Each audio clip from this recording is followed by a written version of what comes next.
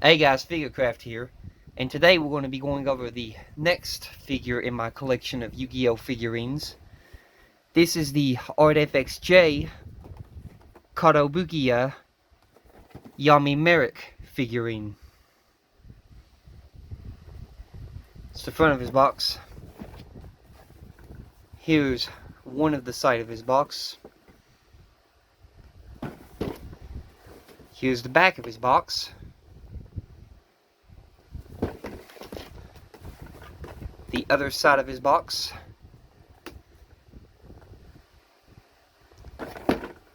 Here is the top.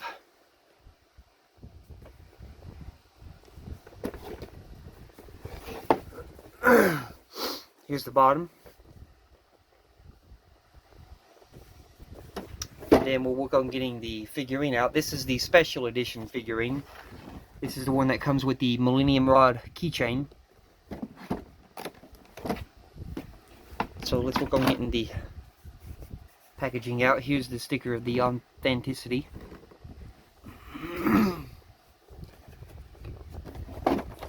So we'll get the figure out. And this one is the same gist as the Yugi and them. Like glittery hollow substance with designs.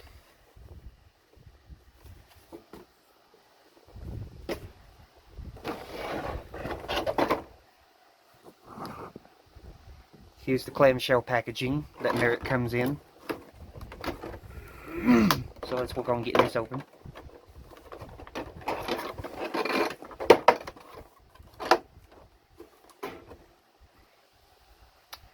First of all, we have the Millennium Rod that goes to him. Then we have the Millennium Rod Key Chain that you get if you get the special edition.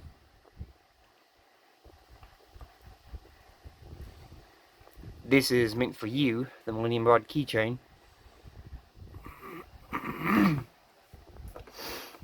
And then we have his switchable handpiece with the dual disc. And I'm pretty sure this right here can pull out.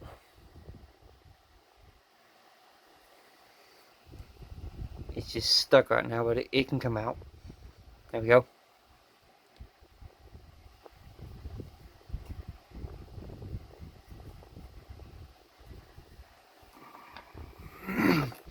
Let's get his cards. He's just like the other figurines, come with cards. Here is his cards.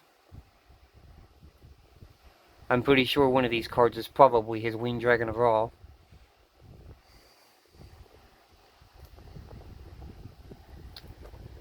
Another piece you get with him is the Switchable Face,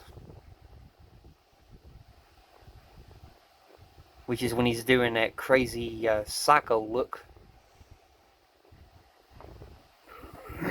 And then here, we'll get this clamshell packaging out of the way. Set him there. Here is the Yami Merrick figurine with his original evil smirk. This is my favorite Yu-Gi-Oh! Kotobukiya figurine because I always thought Yami Merrick was cool, and there for a while they never did make a figurine of Yami Merrick, but those big head and little body figurines that are made in Japan. And when they announced him in the Kotobukiya line, I was really happy to see that they finally made a figurine of this guy. He's got a lot of detail in him. They spared no expense at adding detail. He has shading in his cape. He has shading in his pants. His khakis. He has shading in his arms, where the skin is, even in the face. And another cool thing about this figurine, right here, you can just slowly remove it. the head comes off. Then you can remove his cape. Set it there. Then we'll put his head back on. Here's how you're used to seeing him in the Japanese manga, or on the Japanese Yu-Gi-Oh card box. You're used to seeing him like that.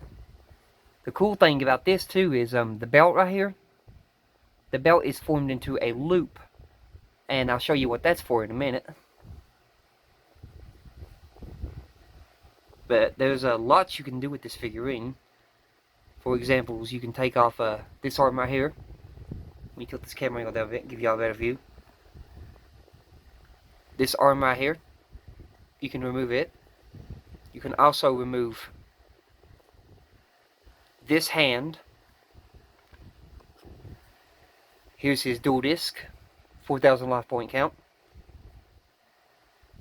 So you can take that and you can add that there. You can add the open hand on the dual disc. Any of y'all ever seen Yu-Gi-Oh! Abridged? Could I get the hug?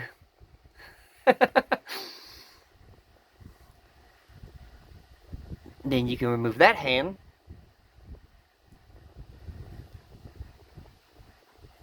This is his card holding hand. So we'll get the cards in his hand. Works the same just as Yugi,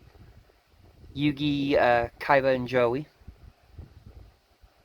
Just find the realistic looking pose where he's holding the cards. Like that right there.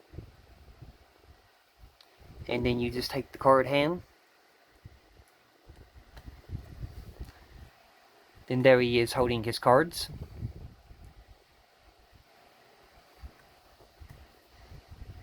And then this gauntlet piece right here, the same thing can go for it. Because this right here is the gauntlet piece that I used to remove the hand. Like that. But if you wanted to, you can remove this hand.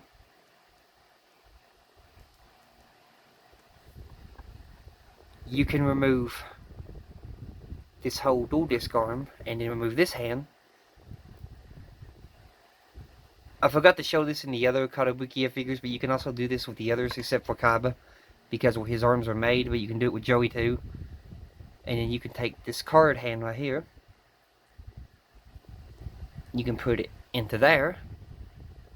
And then Merrick is dueling the old-fashioned style without a dual disc.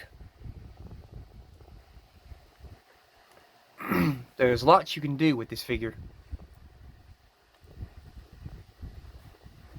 This is my big-time favorite Yu-Gi-Oh! Kotobukiya figurine.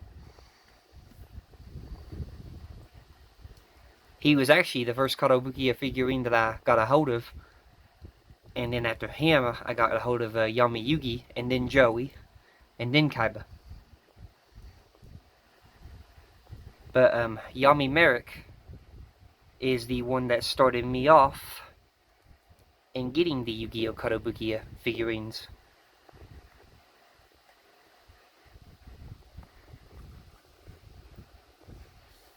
There we go. We'll show you his cape. His cape is really hardly made plastic that stays into this form. The same thing just like with the Kaiba's coat. This is very sharp, but not as sharp. So that's not the pokey one. But over here, this one is the one that's like a daggone needle. This one will seriously stab you if you're not careful enough, and you will bleed from that. I've poked myself one time and made myself bleed from it. A little cool factor is this right here, this chain. It's made of a really thin plasticky rubber, and it actually moves.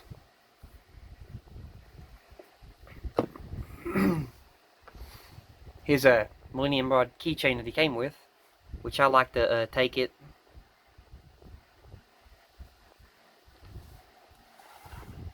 But there he's holding that one. This one right here, this is the reason why that belt has the loop, because if you've watched the anime, you would know that when Merrick's not using the Millennium Rod, So they made it to his body right here. You just pull it apart. And then the Millennium Rod can actually slide down into the belt loop. Just maneuver it in there. It's at an angle. Flip it around to the way it's supposed to be. Because you know, if you watch the anime, he always keeps his Millennium Rod in his belt when he's not using it. And then you just gotta slowly maneuver the body back together with the Millennium Rod on there. Just be careful with it once you think you got it. Just work with it, don't force it. It'll eventually go together. There you go. It'll eventually go together. You just have to work with it. And I didn't get that right, so we'll try it again. It takes a few attempts.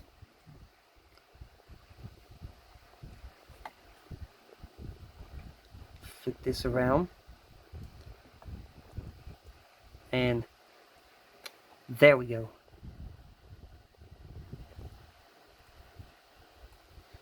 And there you go. Now he's got his Millennium Rod in his belt loop. And then when you turn it around this way, you can see there it is right there. Just like on the show. And then to complete the effect, which you know in the anime, you never did much see Merrick with his cape off. He always had his cape. So we'll put his cape back on him.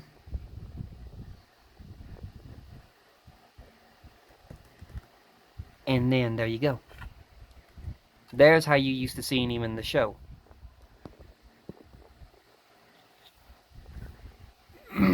And now the switchable face, I'll show you how this is done.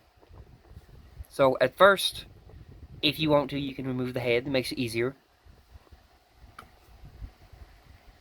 And then the way this is designed, this bangs piece right here comes off.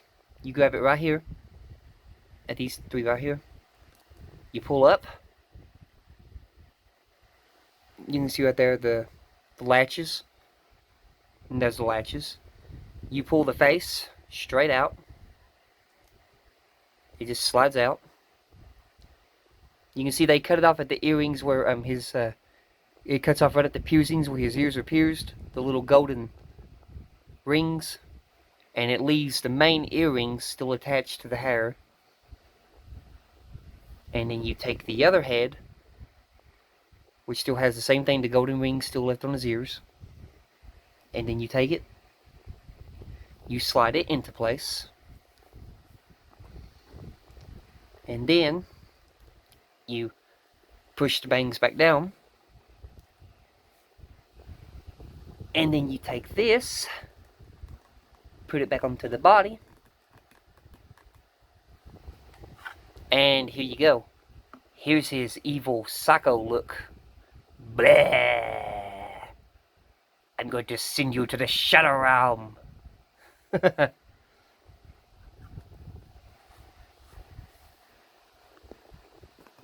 We'll look at the detail on his feet. Forgot to show that. He wears his black boots. Or shoes, whatever they are. But they are really, really detailed. The same thing, it's like the same old stand that they stand on. Like a rocky formation.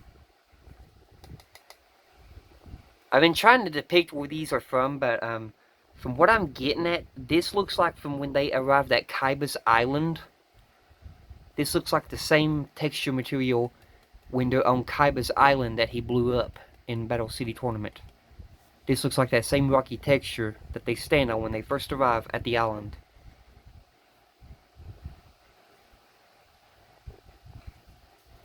I think that's what these are based off of. Because they all have the same texture. They have Yami Bakura made now. They have a Tim Yugi made now. And they have a good version of Merrick, which I am wanting to try to get hold of that one eventually. But the price range is a little bit high right now. I think it's runs about $400 to $500 for him. Same thing with the others. These are not cheap figures.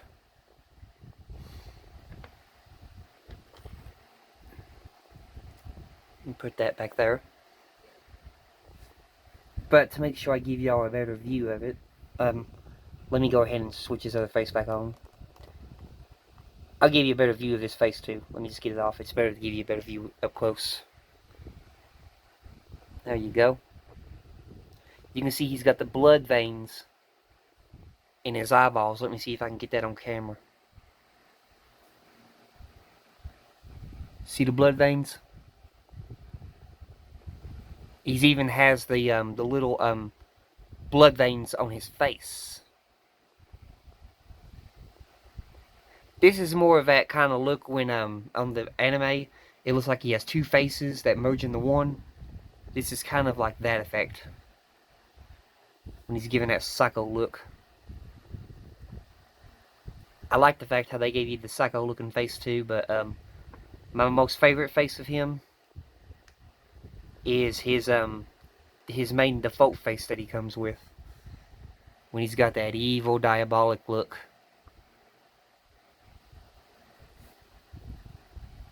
It's time to send you to the Shadow Realm, Pharaoh! I'm sorry, y'all. I love goofing around. I can't quite get his voice down pat. He's got such a dark voice. Another thing I'm going to make sure to show y'all too, to make you get a good picture of it, is let me just split his body apart right here. And I'll show you how that works. It's like a long peg made like that, that's down inside of the pants. And then up inside the body is like a deep hole notch that it just slides right up in. And then right before, you just take your time, match those two, work with the Millennium Rod, because you don't want to try to force it fast and snap the Millennium Rod. That would be very bad. I paid $145, I think, for this $245 for this figurine when he first came out, but he's dropped in price now. But you also got to be wary of bootlegs. I don't know if they make bootlegs of these figurines or not, but it could be possible. They make bootlegs of everything else.